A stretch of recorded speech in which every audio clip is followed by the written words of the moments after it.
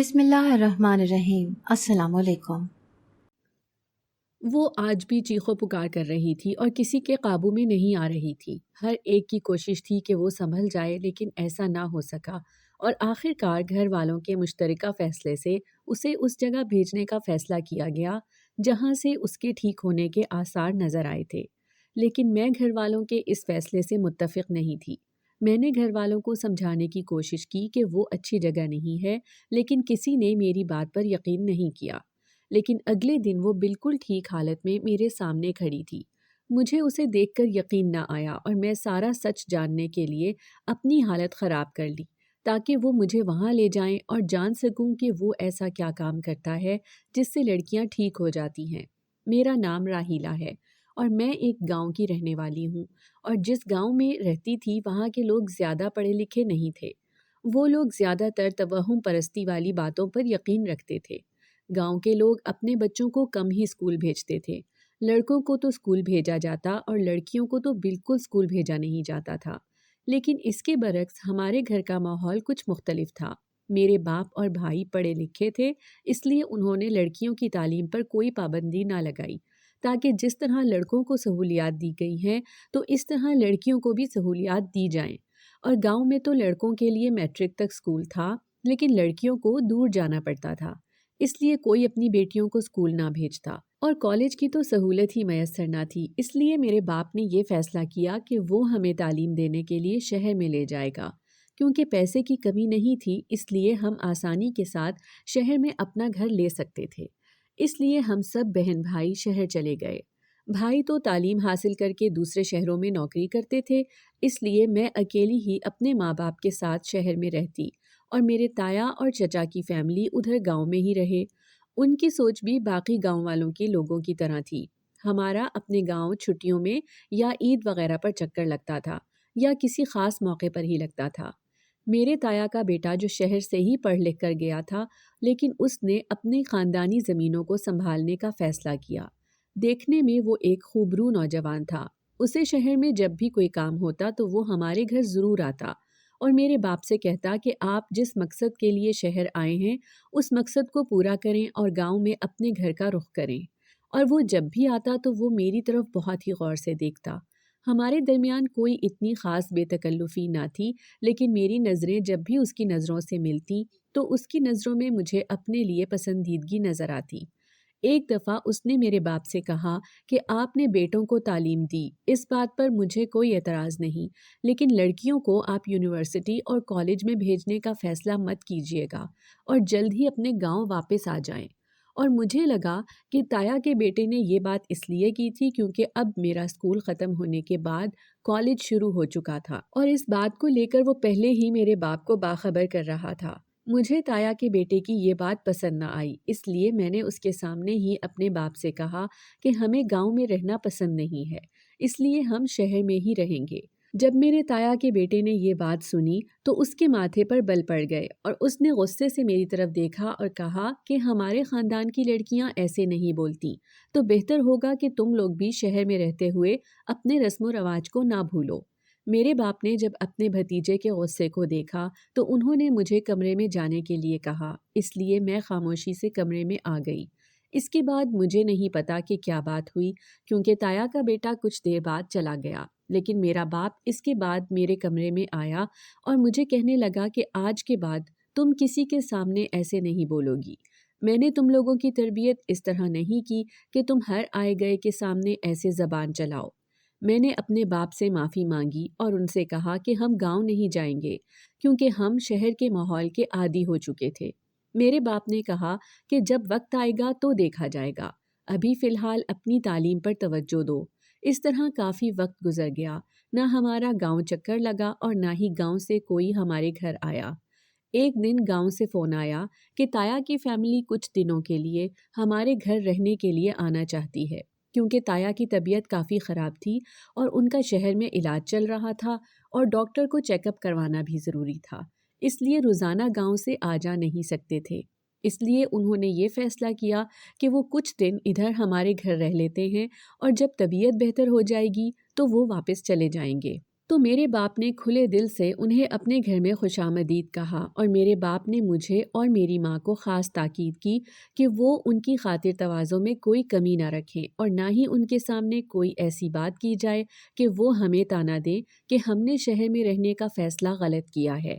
اس لیے ہم بھی کچھ محتاط ہو گئے اور تایا کے ساتھ ان کی بیوی یعنی ہماری تائی اور ان کا بیٹا آئے تھے۔ میری امی نے ان کے کھانے کا بھرپور انتظام کیا ہوا تھا اور ان کے رہنے کے لیے الگ کمروں کا بھی انتظام تھا۔ کھانا کھاتے ہوئے مجھے ایسے محسوس ہو رہا تھا کہ کوئی میری طرف دیکھ رہا ہے، کیونکہ میں اپنے اوپر کسی کی نظروں کی تپش محسوس کر رہی تھی۔ جب میں نے نظر اٹھا کر دیکھا تو تایا کا بیٹا میری طرف دیکھ رہا تھا۔ میں نے ہڑبڑا کر نظریں نیچے جھکا لیں، لیکن اس نے نظریں نہ جھکائیں، وہ میری طرف ہی دیکھ رہا تھا۔ اور میں نے اپنا کھانا ادھورا چھوڑا اور میں اٹھ کر جانے لگی تو میری امی اور میرے بابا نے کہا کہ تم کھانا ٹھیک طریقے سے کھا کر جاؤ، لیکن میں نے کہا کہ مجھے بھوک نہیں اور میں اپنے کمرے میں آ گئی کیونکہ مجھے وہاں بہت ہی عجیب سا محسوس ہو رہا تھا۔ اس کے بعد میں اپنے کمرے سے نہ نکلی۔ کچھ دیر بعد میری امی کمرے میں آئیں اور کہنے لگی کہ تمہارے باپ نے کتنی خاص تاکید کی تھی کہ ان لوگوں کے سامنے اپنا صحیح رویہ ظاہر کرنا ہے، لیکن پھر تم نے ایسی حرکت کر دی تاکہ کل کو خاندان والے مجھے میری تربیت پر طعنے دیں۔ میں نے اپنی ماں کی بات سنی تو کچھ کہنے کے لیے منہ کھولا، لیکن پھر اپنی وہ بات زبان پر نہ لا سکی جو کھانے کے دوران میں نے محسوس کی تھی، اور خاموشی سے کمرے سے باہر نکل آئی۔ اب بھی ویسا ہی ہو رہا تھا۔ مجھے اپنے تایا کے بیٹے کا رویہ سمجھ نہیں آ رہا تھا کہ دوسروں کے سامنے اتنی سلجھی ہوئی باتیں کرتے ہیں اور اب عجیب نظروں سے میری طرف دیکھ رہے ہیں۔ اگلی صبح میرے باپ جب مجھے کالج چھوڑنے کے لیے جانے لگے تو میرے تایا نے میرے بابا کو روک دیا اور کہنے لگے کہ تم میرے پاس ہی رہو، میرا بیٹا راہیلا کو کالج چھوڑ آئے گا۔ جب میں نے یہ بات سنی تو میں گھبرا گئی، کیونکہ میں ان کے بیٹے کے ساتھ کالج ہرگز نہیں جانا چاہتی تھی، کیونکہ مجھے ایسا لگ رہا تھا کہ وہ راستے میں کچھ نہ کچھ ضرور کرے گا۔ لیکن میں نے اپنے باپ کی بات مان لی اور انہوں نے مجھے تایا کے بیٹے کے ساتھ کالج بھیج دیا۔ میں ہچکچاتی ہوئی گاڑی میں پچھلی سیٹ پر آ کر بیٹھ گئی، لیکن میرے تایا کے بیٹے نے کہا کہ آگے آ کر بیٹھو، میں تمہارا ڈرائیور نہیں ہوں۔ اس طرح میں آگے بیٹھ گئی۔ میرے تایا کا بیٹا ابھی بھی مجھے عجیب سی نظروں سے دیکھ رہا تھا۔ اس نے جب میری طرف دیکھا تو میرے کپڑوں کی طرف اشارہ کیا کہ یہ تم نے کیا پہنا ہوا ہے؟ میں نے اپنے کپڑوں کی طرف دیکھا۔ میں نے جینز کے ساتھ ایک شارٹ قمیض پہنی ہوئی تھی اور ساتھ گلے میں سٹالر لیا ہوا تھا۔ مجھے سمجھ نہ آئی کہ اسے میرے کپڑوں میں کیا برائی نظر آئی ہے، اور اس نے بات کرنا شروع کی۔ اس نے کہا کہ ہمارے خاندان کی لڑکیاں ایسے کپڑے نہیں پہنتی، خود کو مکمل لباس میں ڈھانپ کر رکھتی ہیں اور کبھی کسی کے سامنے اپنی زبان بھی نہیں چلاتی۔ اس دن میں نے تمہاری بات پر خاموشی اختیار کر لی۔ آئندہ سے تم اس طرح کسی کے سامنے زبان نہیں چلاؤ گی، اور میں سوچ رہی تھی کہ وہ مجھ پر اتنا روب کیوں ڈال رہا ہے۔ میں تمہیں اس بات سے باخبر کر رہا ہوں کیونکہ میرے والدین تمہارا اور میرا رشتہ پکا کرنا چاہتے ہیں، اور میرے والدین اور میں خود نہیں چاہتا کہ میری ہونے والی بیوی یا ہمارے گھر کی بہو کسی کے سامنے زبان چلائے، اور جب بھی تمہارے والدین میرے بارے میں تمہاری رائے پوچھیں تو تم نے ہاں میں ہی جواب دینا ہے۔ اگر تم نے اس رشتے سے انکار کیا تو آگے جو کچھ ہوگا اس کی ذمہ دار تم خود ہوگی۔ جب میں نے اپنے تایا کے بیٹے کی بات سنی تو میں حیران ہو کر اس کی طرف دیکھنے لگی، کیونکہ ہمارے درمیان کبھی خاص بات چیت نہیں ہوئی تھی۔ میں نے کبھی اسے نام سے نہیں پکارا تھا کیونکہ ہماری عمروں میں بھی کافی فرق تھا۔ وہ مجھ سے تقریباً 7 یا 8 سال بڑے تھے۔ ان کا نام ندیم تھا۔ میرے منہ سے ایک دم نکلا کہ ایسا کیسے ہو سکتا ہے؟ اس نے میری طرف غصیلی نظروں سے دیکھا۔ اس کے چہرے کا رنگ سرخ ہو گیا اور اس نے کہا کہ اس بات سے تمہارا کیا مطلب ہے؟ جو ہمارے خاندان کے بڑے فیصلہ کریں گے وہی ہوگا۔ اس فیصلے پر اعتراض کرنے والی تم کون ہوتی ہو؟ جب اس نے مجھے غصے سے ڈانٹا تو میں نے اپنی نظریں جھکا لی، اور اس کے بعد سارے راستے نہ اس نے کوئی بات کی اور نہ میں نے۔ لیکن اس کی بات سے میرا تو غصے سے دماغ پھٹ رہا تھا کہ اگر میرے والدین نے ان کی بات مان لی تو میرا کیا ہوگا، کیونکہ میں ہرگز بھی شادی کر کے گاؤں نہیں جانا چاہتی تھی۔ کالج کے گیٹ پر پہنچ کر اس نے میرے ہاتھ پر اپنا ہاتھ رکھا اور کہنے لگا کہ میری باتوں پر غور کرنا اور انکار کی ہرگز بھی گنجائش نہیں ہے۔ جب میں کالج پہنچی تو پڑھائی میں ذرا بھی دل نہیں لگ رہا تھا۔ سارا دن میرے دماغ میں اس کی باتیں گھوم رہی تھی۔ میں جلد از جلد گھر پہنچ جانا چاہتی تھی تاکہ اپنے ماں باپ سے اس بارے میں بات کر سکوں۔ واپسی پر بھی وہی مجھے لینے آیا اور اس نے کہا کہ میرے باپ کی طبیعت ٹھیک نہیں ہے، اگر تم نے کوئی ایسی ویسی بات کی تو میں تمہیں نہیں چھوڑوں گا۔ جب میں گھر پہنچی تو واقعی میں تایا کی طبیعت کافی خراب تھی اور سارے گھر والے ان کے کمرے میں موجود تھے۔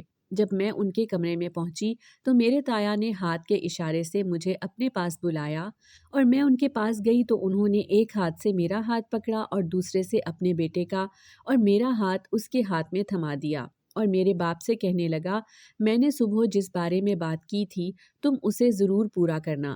اور پریشان ہو کر میرے باپ نے کہا کہ آپ اب اس بارے میں پریشان نہ ہوں، میں آپ کے وعدے کو پورا کروں گا۔ اور پھر فوراً میری تائی نے اپنے ہاتھ سے انگوٹھی اتار کر میرے ہاتھ میں پہنا دی اور کہا کہ اب سے یہ ہماری بیٹی ہوئی۔ میں اس اچانک افتاد پر گھبرا گئی تھی کہ میں نے تو گھر میں کسی سے بات بھی نہ کی اور میرے آنے سے پہلے ہی سب کچھ ہو چکا تھا۔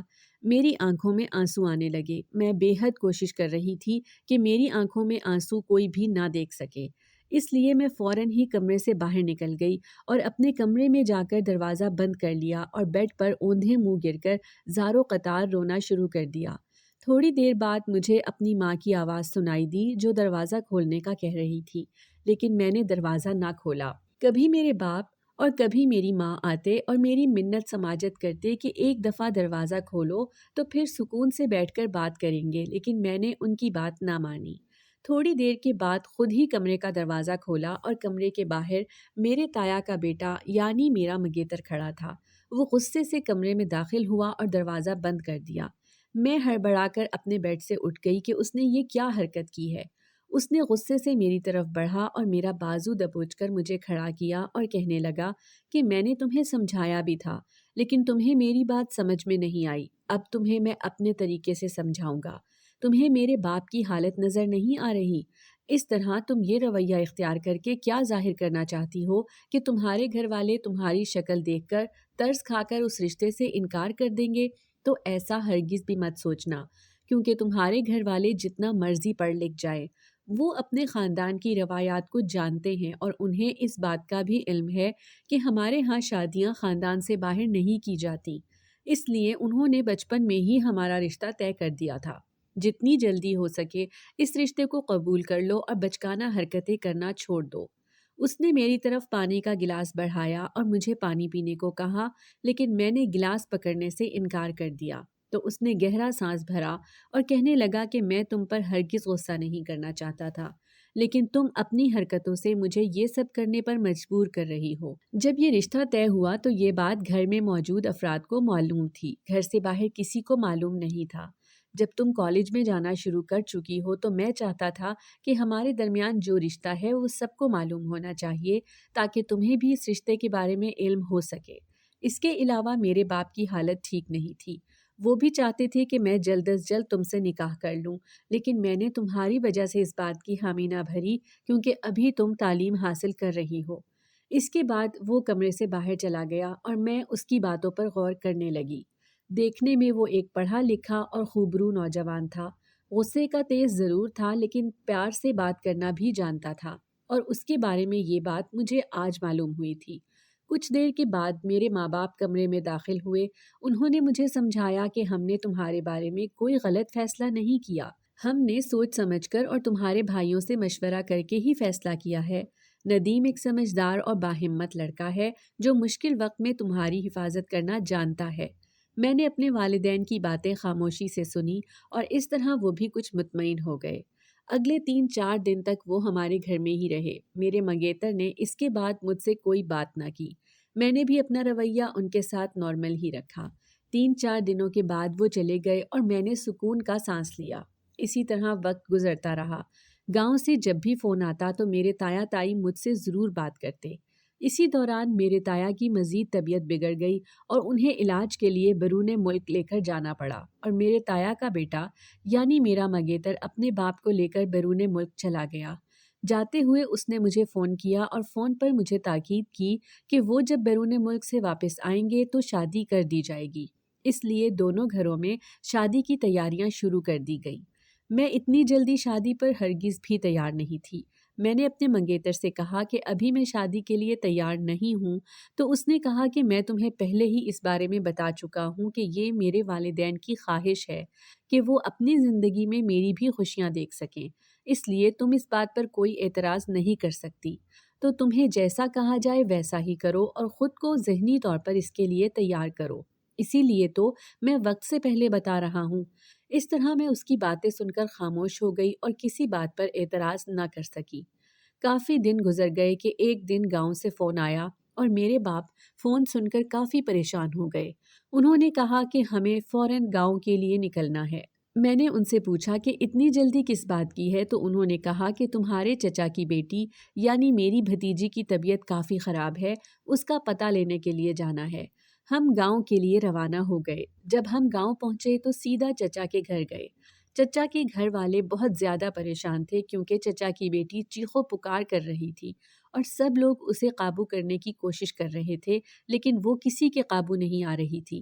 میرے باپ نے کہا کہ تم لوگ اسے شہر لے کر آتے اور کسی ڈاکٹر کو چیک اپ کرواتے، ہو سکتا ہے کہ کوئی نفسیاتی مسئلہ ہو، لیکن چچا کے گھر والے اس بات پر نہ مانے اور انہوں نے کہا کہ نہیں، اس پر کسی جن کا سایہ ہو چکا ہے اور ہم کافی عاملوں سے اس بارے میں رابطہ کر چکے ہیں، وہ اسے ٹھیک کر دیں گے۔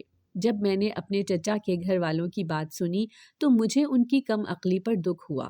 ابھی کچھ دیر ہی گزری تھی کہ ایک محلے کی عورت ان کے گھر میں آئی اور کہنے لگی کہ ہمارے گاؤں میں ایک پیر کا آستانہ ہے، جس لڑکی پر جن کا سایہ ہوتا ہے تو اس آستانے پر اسے چھوڑ آتے ہیں اور اگلے دن واپس لے کر آتے ہیں تو وہ بالکل ٹھیک ہوتی ہے، تم لوگ بھی اسے آستانے پر چھوڑ دو۔ جب میں نے اس عورت کی بات سنی تو میرے ہاتھ پاؤں کانپنے لگے کہ کون اپنی بیٹی کو کسی غیر کے پاس ساری رات کے لیے چھوڑ کر آتا ہے۔ میرے چچا کے گھر والے اس عورت کی بات پر راضی ہو گئے اور اسے اس پیر کے آستانے پر چھوڑ آئے۔ اگلے دن اسے واپس لے کر آئے تو وہ بالکل ٹھیک ہو گئی۔ مجھے اس پیر پر شک ہونے لگا کیونکہ وہ پیر صرف لڑکیوں کا ہی علاج کرتا تھا اور اس پیر کی شکل کسی نے نہیں دیکھی ہوئی تھی۔ وہ اپنے آستانے سے کبھی باہر نہ نکلا تھا۔ میں اس محلے کی عورت کے پاس بھی گئی اور اس سے اس پیر کے بارے میں پوچھا، لیکن اس عورت نے کوئی جواب نہ دیا۔ مجھے اس کے بارے میں جاننے کا تجسس پیدا ہو رہا تھا اور میں گاؤں والوں کو یہ ثابت کرنا چاہتی تھی کہ وہ لوگ بے وقوف بن رہے ہیں، کیونکہ میں نے ان لوگوں کو بہت سمجھانے کی کوشش کی تھی لیکن وہ میری بات نہیں سمجھے تھے، اور میں سوچ رہی تھی کہ آج اگر ان میں سے کوئی پڑھا لکھا ہوتا تو یہ توہم پرست والی باتوں پر یقین نہ کرتے، اور میں گاؤں والوں کے سامنے اس پیر کی حقیقت لانا چاہتی تھی۔ اس کے لیے میں کسی حد تک بھی جا سکتی تھی۔ میرے ذہن میں ایک ترکیب آئی۔ میں نے سوچا کہ میں خود کو بیمار کر لیتی ہوں اور ایسا محسوس کرواتی ہوں کہ مجھ پر جن کا سایہ ہو گیا ہے، تاکہ گھر والے مجھے اسی پیر کے آستانے پر چھوڑ آئیں گے۔ اور میں وہ راز جاننا چاہتی تھی کہ وہاں ایسا کیا کام ہوتا ہے کہ جو لڑکیاں ٹھیک ہو کر آ جاتی ہیں، اور میں نے بالکل ایسا ہی کیا۔ میں نے اپنی طبیعت خراب کر لی اور اپنے سر کو دائیں بائیں گھمانا شروع کر دیا اور عجیب و غریب آوازیں نکالنا شروع کر دی۔ گھر والے یہ سمجھنے لگے کہ چچا کی بیٹی کے اندر جو جن تھا وہ اس کے اندر آ گیا ہے۔ اس طرح گھر والے مجھے اس پیر کے آستانے پر لے جانے لگے، لیکن میرے ماں باپ مجھے اس آستانے پر بھیجنا نہیں چاہ رہے تھے۔ لیکن میرے چچا اور خاندان والوں نے میرے ماں باپ کی بات نہ مانی اور مجھے زبردستی آستانے پر چھوڑ آئے۔ میں اندر سے ڈر رہی تھی کہ پتہ نہیں وہاں میرے ساتھ کیا ہوگا، لیکن دل میں طے کر لیا کہ اگر میرے ساتھ ایسا ویسا کچھ ہو بھی گیا تو گاؤں والوں کے سامنے حقیقت آ جائے گی۔ میرے گھر والے مجھے آستانے پر چھوڑ کر واپس چلے گئے۔ یہ ایک پرانا سا مکان بنا ہوا تھا اور اس کی دیواروں پر رنگ برنگی جھنڈیاں لگی ہوئی تھیں اور ایک بڑا سا برآمدہ بنا ہوا تھا۔ برآمدے میں دائیں بائیں چٹائیاں بچھی ہوئی تھیں اور ان چٹائیوں پر کافی عورتیں بیٹھی ہوئی تھیں۔ ان میں سے 2 عورتیں اٹھیں اور مجھے دونوں بازو سے پکڑ کر سامنے والے کمرے میں لے گئیں۔ سامنے والا کمرہ مکمل اندھیرے میں ڈوبا ہوا تھا اور وہاں پر ایک پیلے رنگ کا بلب جل رہا تھا اور کمرے کی دیوار پر کالے رنگ کے کپڑے لٹکے ہوئے تھے، جس کی وجہ سے کمرے کا منظر بہت ہی خوفناک نظر آ رہا تھا۔ ایک پل کو تو میں خود ہی گھبرا گئی اور پریشان ہو گئی کہ کیا میں نے یہاں غلطی تو نہیں کی؟ اگر میرے ساتھ کچھ ایسا ویسا ہو جائے تو میرے خاندان والے تو کسی کو منہ دکھانے کے قابل نہیں رہیں گے۔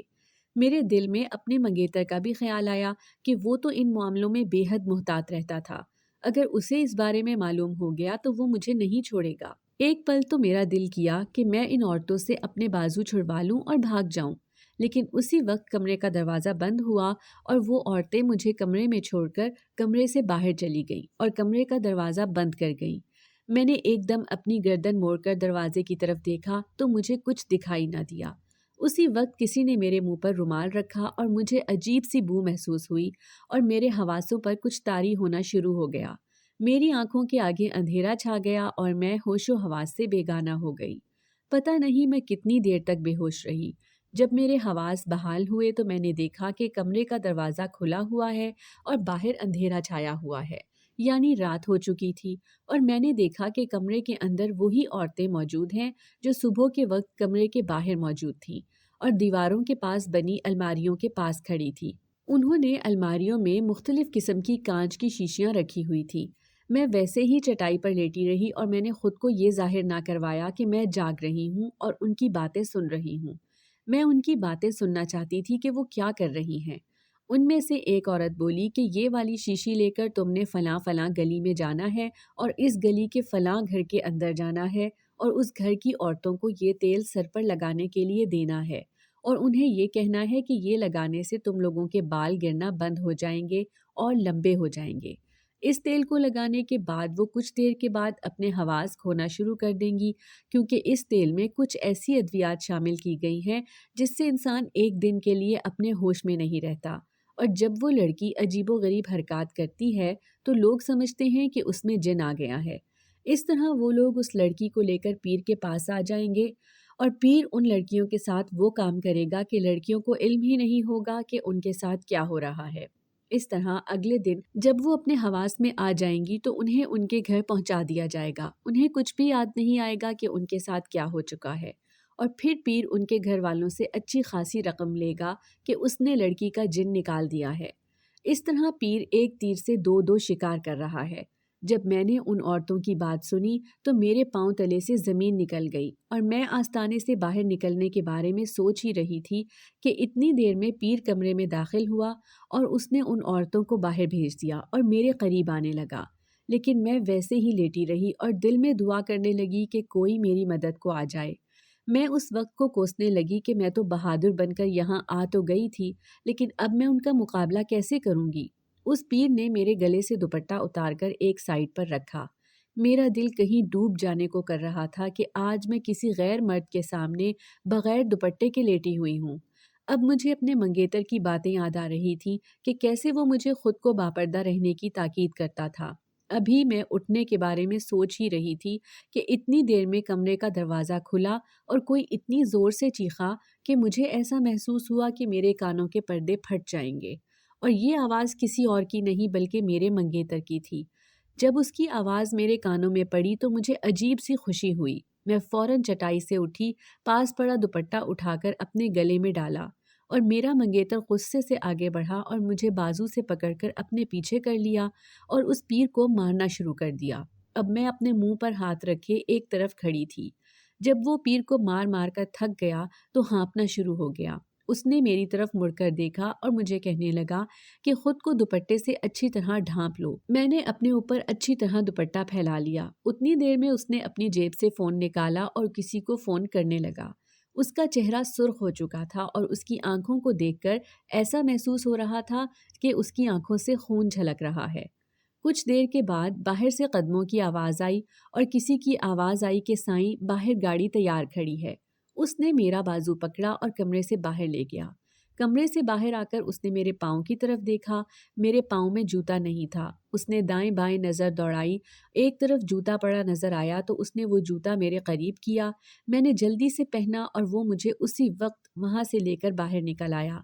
گھر کے باہر ایک گاڑی کھڑی تھی۔ اس نے مجھے گاڑی میں بٹھایا اور کہنے لگا کہ تم اس گاڑی سے باہر نہیں نکلو گی، میں کچھ دیر تک آتا ہوں۔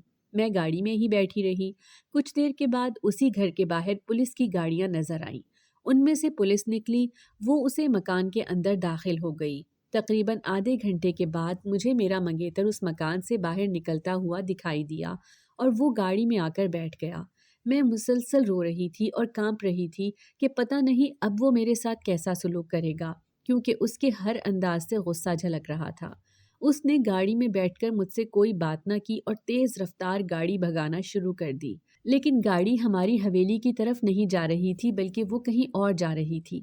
میں نے پریشانی سے اس سے پوچھا کہ آپ مجھے کہاں لے کر جا رہے ہیں، تو اس نے میری بات کا کوئی جواب نہ دیا۔ میں نے اس سے دوبارہ بات کی تو اس نے ایک جھٹکے سے گاڑی روکی اور غصے سے میرا بازو دبوچا اور اپنا چہرہ میرے قریب لا کر کہنے لگا کہ جو حرکت تم کر چکی ہو، شکر کرو کہ میں نے تمہیں زندہ دفن نہیں کر دیا۔ اگر وہاں تمہارے ساتھ کچھ ہو جاتا تو ہم کسی کو منہ دکھانے کے قابل نہ رہتے۔ میں اس کی بات سن کر رونا شروع ہو گئی اور اس سے کہنے لگی کہ میں نے یہ جان بوجھ کر نہیں کیا۔ یہ پیر گاؤں کی تمام لڑکیوں کو بے وقوف بنا رہا تھا۔ وہ پیر گاؤں کی لڑکیوں کی عزت کے ساتھ کھیل کر ان کے والدین سے پیسے بھی بٹور رہا تھا اور ان کے والدین بھی بے وقوف بن رہے تھے۔ انہیں نہیں معلوم تھا کہ وہ پیر ان کی بیٹیوں کے ساتھ کیا کر چکا ہے۔ میں اس کی حقیقت کو سب کے سامنے لانا چاہتی تھی تو میرے منگیتر نے غصے سے کہا کہ تم اکیلی اس کام کے لیے کافی نہیں تھی۔ تم میرا انتظار کرتی اور مجھ سے یہ بات کرتی تو میں خود اس معاملے کو حل کر لیتا۔ اب میں نے پولیس کو بلا کر اس پیر کو گرفتار کروا دیا ہے، لیکن انہیں یہ پتہ نہیں لگنے دیا کہ تم وہاں موجود تھی، کیونکہ اس طرح پورے گاؤں میں یہ بات پھیل جانی تھی۔ میرا منگیتر مجھے لے کر اپنے فارم ہاؤس میں چلا گیا۔ میں اس کے ساتھ جاتے ہوئے گھبرا رہی تھی۔ فارم ہاؤس پہنچ کر اس نے گاڑی روکی اور غصے سے اپنی طرف کا دروازہ کھول کر باہر نکل آیا اور میری طرف آ کر اس نے مجھے غصے سے پکڑ کر گاڑی سے باہر نکالا۔ اس نے میرا بازو اتنا زور سے دبوچا ہوا تھا، مجھے ایسا لگ رہا تھا کہ میرے بازو کی ہڈیاں ٹوٹ جائیں گی۔ وہ مجھے کھینچتا ہوا ایک کمرے میں لے آیا اور کمرے میں لا کر اس نے مجھے بیڈ کی طرف دھکا دیا اور کہنے لگا کہ ابھی تک تو میں تمہیں پیار سے سمجھا رہا تھا، اب میں تمہیں اچھے طریقے سے سمجھاؤں گا۔ جب میں نے اپنے منگیتر کی بات سنی تو میں نے اونچی آواز سے رونا شروع کر دیا، کیونکہ مجھے اپنے منگیتر کا رویہ سمجھ میں نہیں آ رہا تھا۔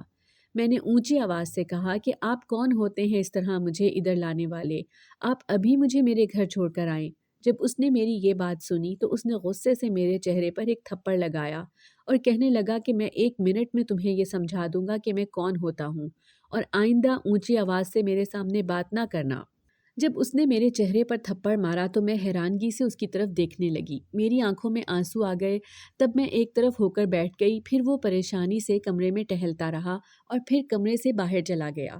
کچھ دیر کے بعد وہ کمرے میں داخل ہوا۔ اس کے پیچھے ایک ملازم تھا، اس کے ہاتھ میں ایک کھانے کی ٹرے تھی۔ اس نے ملازم سے ٹرے میز پر رکھنے کے لیے کہا۔ ملازم نے میز پر ٹرے رکھ دی اور کمرے سے باہر چلا گیا۔ میرا منگیتر میرے پاس آیا اور کہنے لگا کہ اٹھ کر ہاتھ منہ دھو لو اور کھانا کھاؤ، لیکن مجھے اس پر بے حد غصہ تھا۔ میں نے اس کی بات کو نظر انداز کر دیا۔ کچھ دیر وہ میرے سامنے بیٹھا رہا اور پھر اس نے میرا بازو پکڑا اور نرم لہجے میں کہنے لگا کہ اپنی حالت درست کرو، پھر گھر کی طرف جائیں گے۔ جب میں نے اس کی بات سنی تو میں نے واش روم میں جا کر اپنا چہرہ دھویا اور باہر آ کر کھانا کھانا شروع کر دیا۔ میں خاموشی سے کھانا کھاتی رہی، وہ میری طرف دیکھتا رہا۔ کھانا کھانے کے بعد میں نے گھر جانے کو کہا تو اس نے کہا کہ گھر جا کر کسی سے اس بات کا ذکر نہ کرنا۔ اس طرح وہ مجھے لے کر گھر آ گیا۔ گھر والوں نے پوچھا کہ اس کو تو ہم پیر کے آستانے پر چھوڑ کر آئے تھے، تو اس نے کہا کہ جب مجھے پتا چلا کہ یہ وہاں ہے تو میں وہاں گیا تو یہ ٹھیک ہو چکی تھی، اس لیے میں اسے لے آیا ہوں۔ اس کے علاوہ اس نے کسی سے کوئی بات نہ کی اور میں ساری رات سو نہ سکی اور روتی رہی۔ اگر کچھ دیر ہو جاتی تو میرے ساتھ کیا ہونا تھا؟ میں وقتی طور پر اس سے غصہ ضرور ہوئی تھی، لیکن میں دل سے اس کی شکر گزار تھی کہ اس نے میری عزت بچا لی۔ انہی سوچوں میں مجھے نیند آ گئی۔ اگلی صبح گھر میں شور کی آوازیں آ رہی تھی۔ میری آنکھ کھلی، میں صحن میں آئی تو دیکھا کہ وہاں کافی زیادہ کرسیاں پڑی ہوئی ہیں اور ایک سٹیج بھی تیار ہے۔ میں نے پوچھا تو کسی نے میری بات کا جواب نہ دیا۔ کچھ دیر کے بعد میری ماں میرے پاس آئی اور کہنے لگی، آج تمہارا نکاح ہے۔ میں ایک دم سے پریشان ہو گئی کہ ایسا تو کچھ بھی نہیں تھا، تو ماں نے کہا کہ ندیم نے اس نکاح کے لیے جلدی کرنے کا کہا ہے۔ مجھے اب اس جلد بازی کی وجہ سمجھ آ گئی تھی اور میں مزید اس کے ساتھ کوئی بدمزگی کرنا نہیں چاہتی تھی، کیونکہ اب میں اپنی زندگی اس کے ساتھ گزارنا چاہتی تھی۔ کچھ دیر کے بعد گھر میں شور اٹھا کہ پیر کو پولیس پکڑ کر لے گئی ہے۔ گھر والوں نے جب یہ بات سنی تو انہیں اپنی بے وقوفی پر شرمندگی ہوئی کہ وہ کیسے اس پیر پر پیسے لوٹاتے رہے اور وہ سب کو بے وقوف بناتا رہا۔ سب نے ایسے پیروں کے پاس جانے سے توبہ کر لی۔